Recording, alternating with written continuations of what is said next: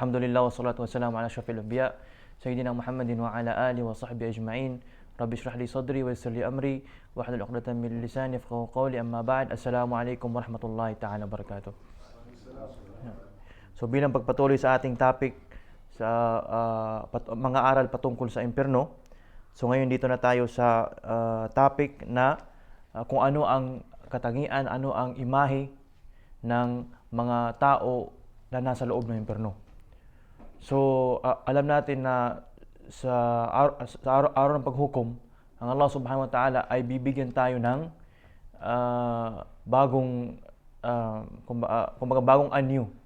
Kumbaga iba yung size, iba yung laki ng tao sa araw ng paghukom doon sa paraiso at saka sa impyerno.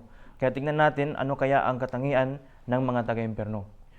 So, number one, nabanggit sa isang hadith na ang mga taga-impyerno, ang distance ng kanilang shoulder, ng kanilang balikat, ay parang paglalakbay ng 3 araw. So, ang tao maglalakbay ng straight ng 3 araw, so ganun kahaba ang shoulder ng mga taga-impyerno. Pangalawa, nabanggit din sa isang hadith na ang ngipin ng isang tao na taga-impyerno ay gaya ng laki ng Mount of Uhud. Gaya ng laki ng Mount of Uhud. Tapos pangatlo, nabanggit din sa isang hadith, which is ito yung parang mas matindi, na ang laki ng balat ng tao, ang kapal ng balat ng tao sa kanyang buong katawan ay katumbas rin ng 3 araw na straight na paglalakbay. Yun yung kapal ng balat ng tao doon sa loob ng impyerno. So ibig sabihin talaga, matindi talaga ang anyo ng tao doon sa loob ng impyerno. Napakalaki ng kanyang katawan at binanggit ng mga scholar na ang wisdom doon upang ang mga taga-impyerno talaga matikman talaga nila, makaranas talaga sila ng sobrang parusa sa kanilang buong katawan. Kaya pinalaki ang katawan ng mga taga-impyerno. At pang-apat na bagay, ano kaya ang mga pagkain ng mga tao na taga-impyerno? So ang pagkain doon ay bilang compilation sa mga talata, ang pagkain doon ay number 1, ad-dari'. So nabanggit sa Quran ad-dari', at nabanggit din sa Quran ang az-zaqqum, at saka nabanggit din sa Quran ang al-ghislin. So dari', zaqqum, ghislin. Ang dari' ito ay isang kahoy na nandoon sa loob ng impyerno. So ang alam natin ang kanyang pangalan, dari'. May kahoy na doon sa loob ng impyerno. Yun yung isa sa mga pagkain ng taga-impyerno. Az-zaqqum, isang tanim na nandoon sa pinakadulo ng impyerno, zaqqum. Tapos al-ghislin, ito ay yung mga tunaw. Ito yung mga naiiwan. Kumbaga parang tingga. Ito ang mga naiiwan mula sa katawan ng tao pagkatapos niya masunog. Okay? So, yun ay magiging pangatlong pagkain nila. So yun sa pagkain. So kahit saan doon walang, di ba? Walang kumbaga masarap kainin, wala. Okay? At ang kanila naman pwede mainom sa loob ng impyerno ay 4 na bagay. Number 1, al-hamim. Al-hamim. Pangalawa, al-ghassaq. Hamim, ghassaq, muhl, at saka sadid. Muhl at saka sadid. So ang hamim, ito ay tubig na hindi na kaya ang kanyang init. Hindi na makaya ng katawan ng kanyang init. Ito ang hamim. Okay? Al-ghassaq, ito yung sa amin tinatawag na nana. Anong nana? Yun rin. Di ba kung mayroong sugat, so kapag hinayaan mo, 'di ba? May lumalabas na green yung tatawag na nana. So yun yung gasak. Kasama yan sa pwede nila mainom. So dahil sa daming nana na lumalabas, magiging ano yun, napakarami na halos pwede na mainom. Alcohol. Alcohol, tubig yan na parang bakal na tinunaw. So yung bakal kapag tunawin mo, di ba? Napakainit, di ba? So ganun yung ano, yun yung mohol. Tubig siya pero parang tunaw na bakal. Okay, tinunaw na bakal. Ang ano naman, ang pangapat, ang sadid. So ang sadid, pareho sa Riesling. So yung naiwan sa taong natunaw na. Okay, nasunog na. So ang taong natunaw, ang taong nasunog, meron doon may iwan na pwede makain, meron doon may iwan na pwede mainom. Ngayon, kung meron magsasabi, siyempre, sino naman sa mga taga-impyerno ang titikim sa mga pagkain na ito? Okay, iinom ng mainom na ito. Di ba? Di ba? Pero ang problema kasi, bro, ang tao kapag nandoon, kahit nandoon sila sa impyerno, ang kanilang katawan, sobrang uhaw, sobrang gutom. So kasama sa kanilang parusa, ang makakatikim sila ng sobrang uhaw, sobrang gutom. Hindi niyo? So kahit sabihin mo logically, bakit kakainin ng tao ang pagkain na 'yun? Bakit iinumin ng tao ang mainom na 'yun? So ang sagot diyan ay dahil sa sobrang uhaw, sobrang inom na sobrang gutom, sobrang uhaw na kung saan kakainin at iinumin nila 'yun. At ang problema, bawat pagkain nila, bawat pag-inom nila, hindi sila nabubusog at hindi na nawawala ang pagkauhaw nila. Pero ganun na. Ganun katawan, di ba? May mga uri ng sakit. Kagaya ng rabies. Hindi ang tao makainom ng tubig. Di ba? Psychologically. Di ba? So may ganun na uri ng sakit. So ganun sila. Sobra ang uhaw nila na hindi nila maintindihan na pinipili sila ng katawan umiinom. Na samantala, yung nakikita nila, kahit kailanman, hindi kaya ng tao inumin. Pero hindi. So, ang kanilang katawan, ipupush sila iinom, ipupush sila kakain, na kahit sa pag-inom nila, pagkain nila, hindi nawawala yung pagkauhaw, hindi nawawala ang gutom, at nasasaktan sila, pero kukunin pa rin nila. Which is, pareho lang dito sa dunya, di ba? Dito sa dunya, kahit haram, kinakain, inom nila, so hindi lang nila nakuha yung epekto, pero doon makukuha ang epekto. So, walang pagkakaiba sa taong kumakain ng haram, umiinom ng haram, sa taong nasa impyerno, na alam niya na nakakasama sa kanya, pero kinakain na at inom niya. Walang pagkakaiba sa kanila. Walang pagkakaiba sa kanila. Okay? So, yun yung sa pagkain, saka pag-inom nila. Ngayon, ika-6, damit. May damit. May damit sa mga tao na taga-impyerno. At ang damit pa nila ay tailored. Ang damit pa nila, size pa nila. Ang damit pa nila, size pa nila, at isisigurado na buong part ng katawan ay magkakaroon ng damit. Medyas, kung sa paa, bigyan ng medyas, bigyan ng pantalon, bigyan ng shirt, bigyan lahat, bigyan pa ng gloves para lahat ng part ng katawan ay matatakpan. Ang problema lang, yung damit na fit sa kanila, dikit na dikit sa kanilang katawan, ay ginawa o kaya nilikha mula sa apoy. Ginawa, nilikha mula sa apoy, at ang damit din nila, ginawa, nilikha mula sa tinunaw na bakal at saka ketran. Ang ketran, tinatawag sa English ng tar. Alam niyo yung tar? Tar, di ba? Yung tar ginagamit sa kalsada, espalto, simento. Di ba? Kung nabiyak yung kung mayroong crack sa simento, nilagyan ng maitim na liquid, yun yung tar. So, mula doon gagawin yung kanyang damit, apoy, bakal na tinunaw, at saka tar. At may mga tao na meron pa silang additional damit. May specific na mga tao, may additional damit. So, ang bibigyan pa sila ng armor. Kasi makikita mo, yung armor, nasa labas, tapos yung damit nasa loob. Di ba ganun? So, bibigyan pa sila ng armor na, bibigyan pa sila ng armor. Kumbaga, yung pangalawang layer ng damit.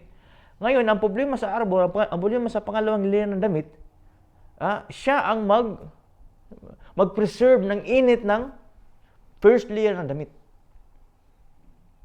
Hindi niyo, worst.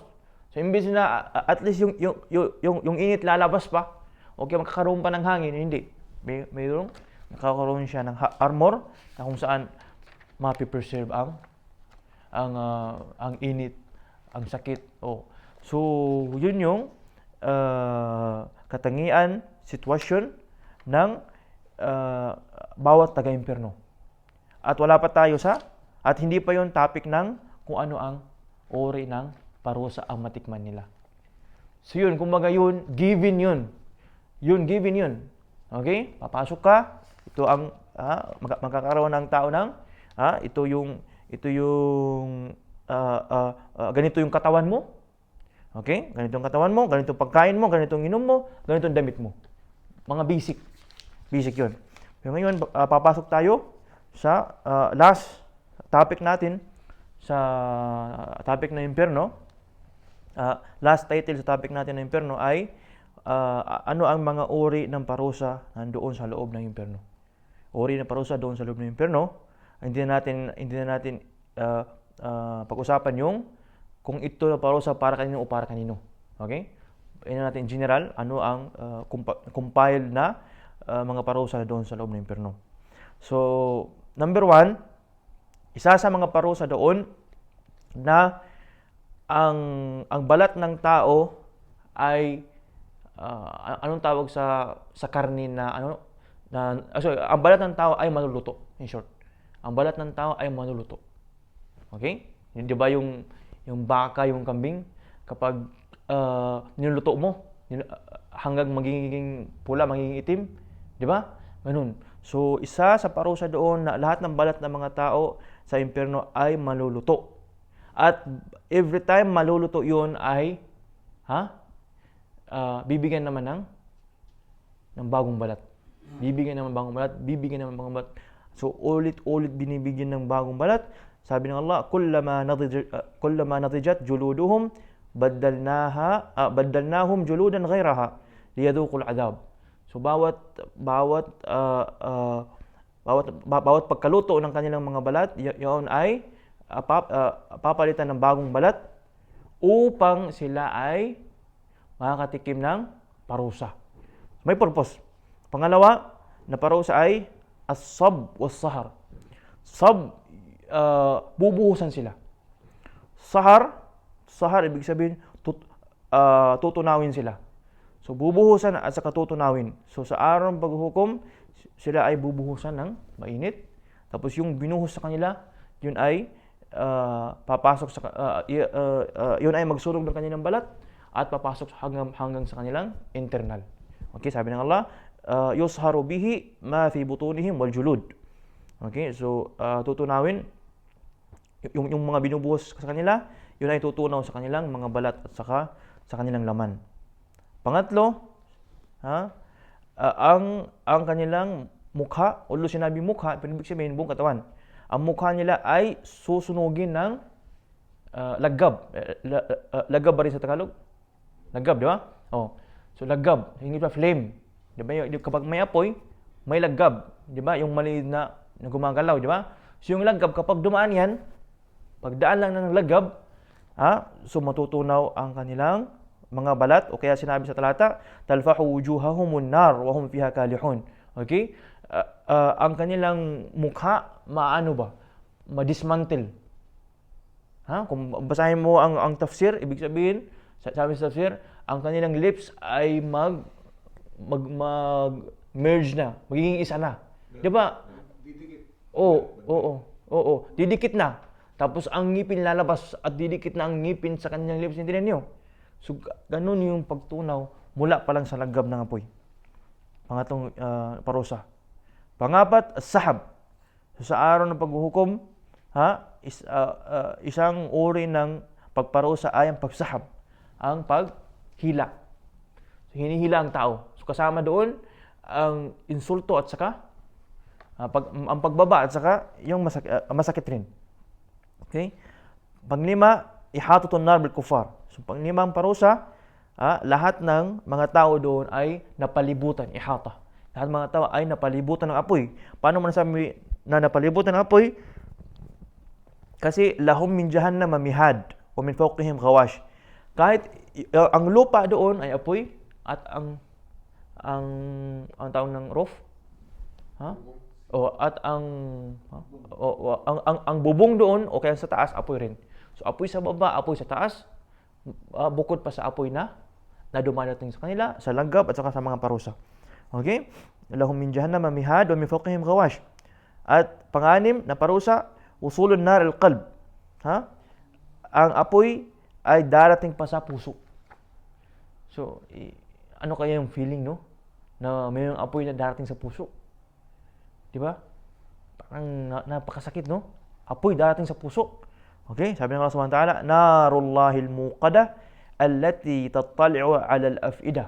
Apoy ng Allah na pinalagab, muqada, allati tattali'u 'ala al-af'ida. Dumadating sa puso ng mga tao. Okay? Khuruj ang pampito, khuruj al-am'a min al-batn wa ihtiraqiha. Lalabas yung laman loob ng tao. So may mga tao ang parusa sa kanila na ilalabas ang kanilang lamang loob. Bukod pa yun sa yung tutunawin lamang loob nila, may mga tao ilalabas muna ang laman loob nila. So baka bukas yung kanilang dibdib. Tiyan. Bukas ang kanilang tiyan. Bukas ang kanilang tiyan, kaya lalabas yung kanilang laman loob at masusunog. Okay? Masusunog yung nabanggit sa hadith ng Prophet sallallahu alaihi wasallam. Lalabas yung kanyang laman loob, hindi niya kaya ibalik, tapos siya ay mag-iikot-ikot lamang parang donkey. Okay? Dahil meron siyang specific na nagawa ng kasalanan. Pangwalo, ang mga taga-impyerno, isa din sa mga uri ng parusa sa kanila ay bibigyan sila ng mga pusas, mga kadina. Okay? So may kadina sa kanilang kamay, sa kanilang paa at sa kanilang liig. Lahat niya may kadina. Okay? Lahat niya may kadina at meron din nakaprepare na martilyo. So lahat ng mga kadina na nakalagay sa kanila ay ginawa rin sa apoy. Okay? At meron doon matinding martilyo na yun ay ipapalo sa mga tao na nais umalis, nais tumakas sa impyerno. So meron doon nakahanda sa kanila na martilyo, hammer. So 9, ikanuebe na parusa doon. So meron din parusa na psychological. So ngayon dito tayo sa psychological na parusa. Isa sa psychological na parusa doon ay kung ano man ang sinamba nila dito sa mundo, okay, gagawa ang Allah ng kopya sa mga sinamba nila dito sa mundo at maging kasama niya doon. So yung mga sumamba sa araw, sumamba sa buwan, sumamba sa rebulto, sumamba kay fulano, sumamba sa pera, sumamba sa lahat noon ay gagawin ng Allah ng kopya doon at magiging kasama niya, okay? Upang pang-depress ba? 'Di ba? Ito yung sinasamba mo. Okay, hingian mo ng tulong daw. Hingian mo ng tulong yung sinamba mo. Hingian mo ng tulong yung naging dahilan bakit dito ka. So every minuto siya ay magsisisi. Kasi pinapa-remind siya sa kanyang nagawa. So every time maalala niya kung ilan yung oras na sinayang niya doon, ilan ang pera na sinayang niya doon, ilang ang chance na lahat nun, so psychologically, kasama pa yun. Pinapaalala sa kanya kasi sa tuwing nakikita niya, sasabihin niya, dahil sa iyo. Kung ang dahilan bakit siya nimpino ang kanyang kaibigan, imahe ng itsura ng kaibigan niya na doon. Okay, dahil sa iyo, ikaw kasi. Okay? Panglas, na parusa, which is ganun din, psychological, hasratuhum wa nadam wa du'a. Okay? Sabi ng Allah Subhanahu wa ta'ala sa mga kuffar, actually ito doon pa lang sa labas ng impyerno. Sabihin ng mga kuffar, wa asarrun nadama lamma ra'u al-'adab. So ang sitwasyon ng mga kuffar na kapag makita nila ang parusa, the moment na makita nila ang parusa, Kahit doon pa sa labas ng paraiso, makita pa lang nila, sabi nila, wa asarun nadama. Wala na. Ang kanilang dibdib, puno na puno ng pagsisi. Wa asarun nadama. Kumbaga, yung gano'n na ba? Yung tahimik na sila. Tahimik dahil yung sa English, speechless na sila. Speechless na sila. Hindi na makapagsalita. Ito pala, wala na. Wa qudiya bainahum bil qist wa hum la yudlamun. Wala na. Nandiyan na ang paglilitis ng Allah. Nandiyan na ang justice ng Allah. Tapos pinalabas na ang hatol. Wa asarun nadama. Tahimik na lang sila. Tinatago na lang nila yung sobrang patinding pagsisi. Bago pa sila makapasok sa impyerno, hanggang na doon sa loob ng impyerno. At ito ay isang hadith na gusto ko lang banggitin. Nasabi ni Anas bin Malik, nasabi ng propeta Muhammad sallallahu alaihi wasallam, na sasabihin ng Allah subhanahu wa ta'ala doon sa loob ng sabihin ng Allah sa isang tao na para sa kaniyang pinaka maliit na parusa. So siya ay tatanungin ng Allah subhanahu wa ta'ala na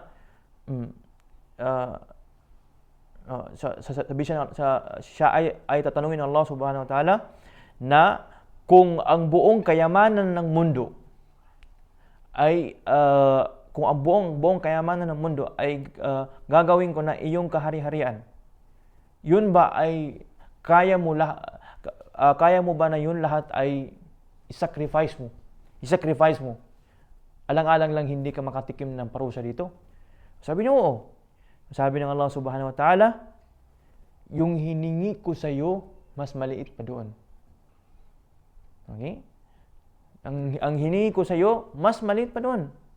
Okay? So, ang tanong ng Allah subhanahu wa ta'ala, kung ang buong mundo magiging iyong kahari-harian, nakuha mo ng lahat, willing ka ba, kaya mo ba, na nasa iyo ng lahat, buong mundo, nasabihin mo ng, Ya Allah, sacrifice ko ito, alang-alang hindi akong kapasok sa impyerno.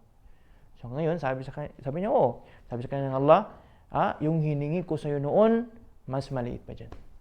Sacrifice mo lang yung kunting bagay para sa itong malaking bagay. Okay? Mas maliit pa dyan ang hiningi ko sa iyo. Okay? Sa isang narration, sabi ng Allah na, wala udkhiluka an-nar fa abaita illa shirk. Sabi ng Allah na ayaw ko sana makapasok ka sa impyerno, pero pinilit mo piliin ang pagtambal kay Allah. Pinilit mo pagtambal kay Allah. At last talata, nabanggitin natin ang sinabi ng Prophet sallallahu alaihi wasallam, one time nagbigay ng khutbah ang propeta. Okay? Sabi ng one time nagbigay ng khutbah ang propeta. Sabi niya, wattaqun nar, matakot kayo sa impyerno. Tapos bigla siyang tumahimik at lumingon at naintindihan ng sahaba na mayroon siya nakita. Mayroong pinakita sa kanya ng Allah. Na siya lang nakikita, mga sahaba niya nakikita. At sabi niya, at bumalik siya sa kanyang khutbah, sabi niya, ittaqullah walau bishaqqi tamrah. Matakot kayo kay Allah kahit pa